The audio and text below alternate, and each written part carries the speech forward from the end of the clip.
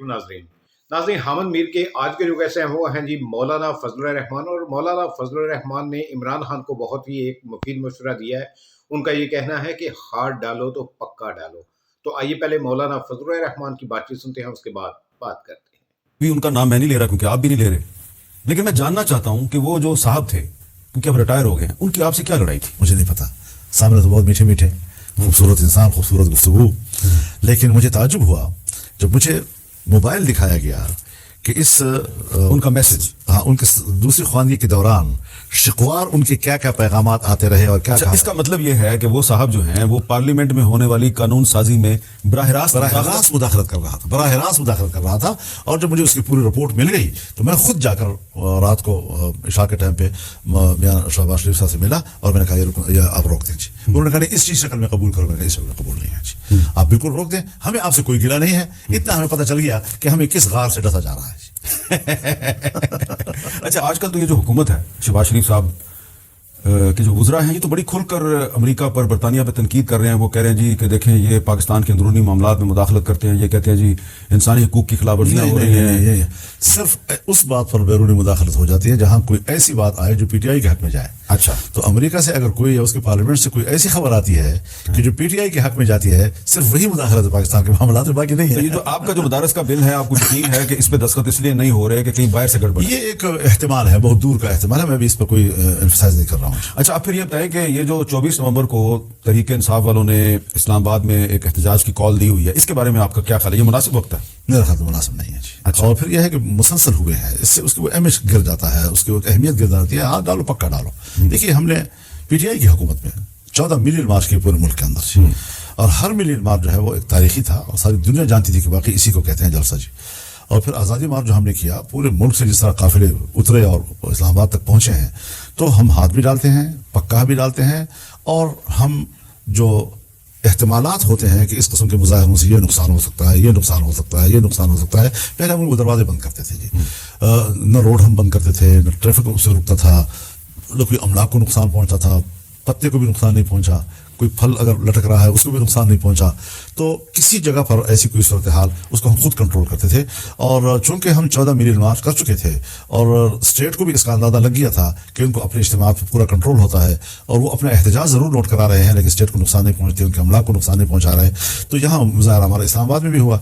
यहाँ इस किस्म की स्ट्रेटेजी बनाने वाले लोग नहीं हैं जी।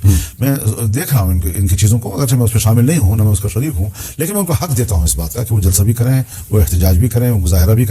लेकिन जिस अंदाज के साथ एक्सपोज होते जा रहे हैं वो अच्छी बात नहीं है। उसका मैं समझता हूं कि उसमें उनकी हिकमत अमली मुकम्मल नहीं है। बहुत से तरीके के रहनुमा जो हैं वो आपके पास मुस्तकिल आते जाते हैं, बल्कि तो उनकी तो न्याजमंदी जो है उसको देखकर तो मैं कभी कभी परेशान भी हो जाता हूं कि इतनी ज्यादा वो आपके साथ न्याजमंदी का मुजाहरा करते हैं। आप उनको ये समझाते नहीं जो बात आप मुझे बता रहे हैं अभी? मेरे ख्याल में इस सवाल से कोई मुशावरत अभी तक नहीं किया, अगर मुशावरत कर, लेकिन हमें तो वो कहते हैं कि करीब मौलाना फजलुर रहमान साहब और हमारे मामला तय होने वाले हैं, हमारा इत्तेहाद होने वाला है, हम ये कर देंगे, हम वो कर देंगे। नहीं, इख्तलाफ तो देखिए, पीपल्स पार्टी है तो उससे भी हमारा इख्तलाफ होगा, मुस्लिम लीग है तो उससे भी हमारा इख्तलाफ होगा, नेशनल पार्टी है तो उससे भी हमारा इख्तलाफ होगा, MQM है तो उससे भी हमारा इख्तलाफ होगा, लेकिन तलखी नहीं है। हम एक दूसरे से मिलना जुलना, पीटीआई के साथ तलखी थी, अगर उस तलखी को हम दोबारा एतदाल पे ले आते हैं तो वो एक अच्छी सियासी एक एंगेजमेंट बन जाएगी और उसमें हम रफ्ता रफ्ता कामयाब हो रहे हैं। ये ज़रूरी भी था और ज़ाहिर ये 2 + 2 4 की तरह ये तो मुमकिन नहीं है। तो अभी आपका ख्याल है कि तहरीक इंसाफ के साथ अभी आप कुछ मामला पे मिल के चल सकते हैं? मैं कर रहा हूँ ना जी कि अब ज़ाहिर है कि हम ये तो नहीं कर सकते कि गवर्नमेंट के मुकाबले भी अपोजिशन करें और अपोजिशन के अंदर भी अपोजिशन करें। तो ये जो अपोजिशन और अपोजिशन दोनों जमातें अपोजिशन में बैठ गई, उसका फ़ायदा उठाना ये है एक सियासी अमल और इसका फ़ायदा उठाना चाहिए हमें। तलखियों से हम इख्तलाफात को तो ख़त्म नहीं करेंगे, लेकिन तलखियों से हम ज़रा एतदाल की तरफ आ जाएंगे, नरमी की तरफ आ जाएंगे और एक बेहतरीन सियासत। तो आजकल तो बिलावल साहब भी नाराज नजर आ रहे हैं हुकूमत से, तो आपको ये नहीं लग रहा कि अगर बिलावल साहब भी नाराज हो गए और आप भी नाराज रहे तो हुकूमत को तो बहुत नुकसान होगा? बिलावल साहब और उनकी वालदा बेनज़ीर भुट्टो साहिबा उस वक्त से लेकर आज तक मुझे एक दिन बता दें जो मुस्लिम लीग और पीपल्स पार्टी के दरमियान कोई हम आहंगी रही हो। अब इलेक्शन से पहले एक दूसरे के खिलाफ जिस तरह उन्होंने इलेक्शन कैंपेन चलाई, वो ऐसी नहीं थी कि जिसके बीच में कोई ये महसूस कर रहा हो कि भाई PDM का दौर भी गुजरा है। सिर्फ ये महसूस ही नहीं हो रहा था जी। अब आप मुझे बताएं कि अगर आप ये इस पर इसरार करेंगे कि पीपल्स पार्टी हुकूमत में है, तो मैं नहीं मानता इसको जी। वो हुकूमत का सहारा है, हुकूमत का हिस्सा नहीं है। تو ظاہر ہے جی کہ پھر اس قسم کے مرحلے تو آتے رہیں گے. اس طرح تو ہوتا ہے پھر اس طرح کی باتوں میں. اس طرح تو ہوتا ہے پھر اس طرح کے کاموں میں کامتے کیوں پھرتے ہو سردیوں کی شاموں میں. آخر میں یہ بتائیں مولانا صاحب کہ آپ کی جو جماعت ہے یہ کئی سال سے اس کے اندر یہ بحث چل رہی ہے کہ پارلیمانی سیاست جو ہے اس کو برقرار رکھا جائے, عسکریت کی طرف چلے جائیں, اور یہ جو 8 فروری 2024 کا الیکشن ہے اس کے بعد سے پھر سے آپ کی جماعت کے اندر یہ گفتگو شروع ہو گئی ہے. اب آپ یہ بتائیے کہ آپ کو کیا لگ رہا ہے پاکستان میں پارلیمانی سیاست کا مستقبل روشن ہے؟ یہ جو سبز کتاب آپ کے سامنے پڑی ہوئی ہے یہ تو ایک وفاقی پارلیمانی نظام جو ہے یہ اس کی تائید کرتی ہے, تو اس آئین کا اور پارلیمانی سیاست کا پاکستان میں آپ کو کیا مستقبل نظر آ رہا ہے؟ یہ تو آپ نے بڑا حساس قسم کا سوال کر دیا ہے. میں میری عادت ہے, میری جماعت بہت سنجیدہ جماعت ہے, وہ ہر معاملے کو بڑے سنجیدگی سے دیکھتی ہے. پارلیمنٹ کو ہم سے کسی نے زبردستی نہیں بنوایا. اگر ہندوستان میں جمعیت علماء ہند وہ پارلیمانی سیاست نہیں کرتی تو کوئی زبردستی تو نہیں کرا سکتی. پاکستان کے اندر مجلس اراد اسلام ہے وہ پارلیمانی سیاست نہیں کرتی, کوئی زبردستی کرا سکتی ہے. منظور پشتون ہے وہ کہتا ہے کہ میں پارلیمانی سیاست نہیں کرتا, کوئی زبردستی تو نہیں کرا سکتا اس سے. تو ہم سے بھی کسی نے یہ زبردستی یہ راستہ نہیں اپنایا. ہم نے ملک کے حالات کو اور ملک کی سیاست میں ایک مؤثر کردار کے لیے اس کو ایک مناسب فورم سمجھا ہے, اور ہم بڑے اختیار کے ساتھ اس نظام کے ساتھ چل رہے ہیں اور خوش اسلوبی کے ساتھ چل رہے ہیں. لیکن یہ بات یاد رکھنی چاہیے کہ پارلیمانی سیاست میں ضرور سیاسی جماعت کا یہ ہدف ہوتا ہے کہ میں اقتدار تک بھی پہنچوں, لیکن اقتدار تک پہنچنے کے لیے نظریات کا سودا نہیں کیا جاتا جی, مقاصد کا سودا نہیں کیا جاتا. اس کے لیے جدوجہد جاری رہتی ہے, اور جتنے آپ کے اندر طاقت اور بساط ہے اس کے مطابق آپ آگے بڑھ رہے ہیں اور بڑھ رہے ہیں جی. اب اس حوالے سے جمعیت علماء ایک پارلیمانی سیاسی جماعت ہے, اور ملک میں جمہوریت کی جو تعریف اس آئین نے کی ہے کہ جس میں پارلیمنٹ کو یا اس کی اکثریت کو قرآن و سنت کے منافی قانون بنانے کا حق حاصل نہیں ہے, بلکہ قرآن و سنت کے تابع قانون سازی کا پابند ہے ہماری پارلیمنٹ. اور اس حوالے سے جو ہماری اسلامی نظریاتی کونسل ہے, اسلامی نظریاتی کونسل کی رپورٹ آتی تھی سن 73 سے اور جا کر کمیٹی کے روم میں ڈمپ ہو جاتی تھی, اور آج تک اسلامی نظریاتی کونسل کی سفارشات جو مکمل ہو چکی ہیں, اور جو موقع بموقع کوئی مسئلہ آتا تھا اور پارلیمنٹ ان کے پاس بھیجتا تھا اس کی بھی سفارشات مکمل ہو چکی ہیں, لیکن آج تک ایک قانون سازی نہیں ہوئی. اب ظاہر ہے کہ ہم کسی سے پارلیمنٹ کے قانون سازی کا اختیار تو نہیں سلب کر سکتے جی, یا اسلامی نظریاتی کونسل ایسا ادارہ بھی تو نہیں ہے کہ وہ پارلیمنٹ کے قانون سازی کا حق سلب کر سکے, لیکن قانون سازی تک ہم پہنچیں گے تب جب اس پر ڈبیٹ تو ہو. ٹھیک ہے. تو اب یہ ہے کہ اس آئین میں انہوں نے یہ کر دیا ہے کہ صرف پیش ہی نہیں ہوں گی بلکہ پارلیمنٹ ڈبیٹ ہوگا جی. اب جو ڈبیٹ ہوگا تو 2 حصے بن جائے گا ایوان, ایک اس کے حق میں جائے گا ایک اس کے خلاف جائے گا.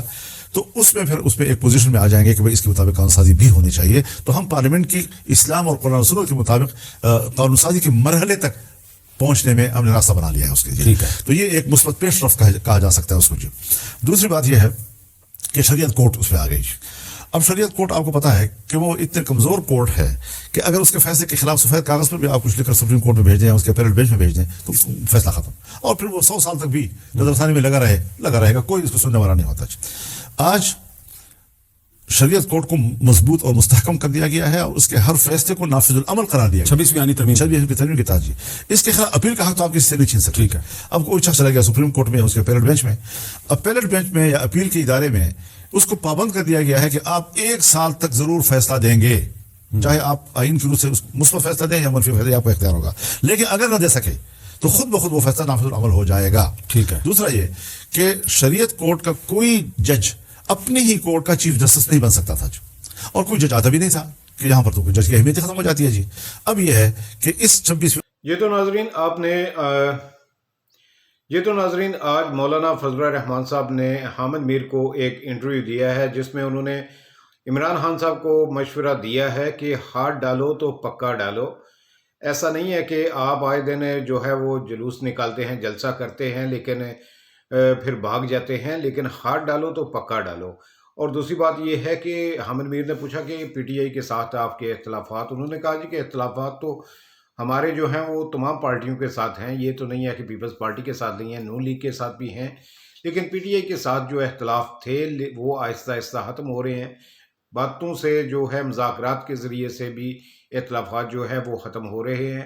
تو مستقبل میں ہو سکتا ہے کہ ہم ایک اچھے اتحادی بن کر سامنے آئیں. تو یہ تھے جناب مولانا فضل الرحمان صاحب, اجازت دیجیے, اللہ حافظ.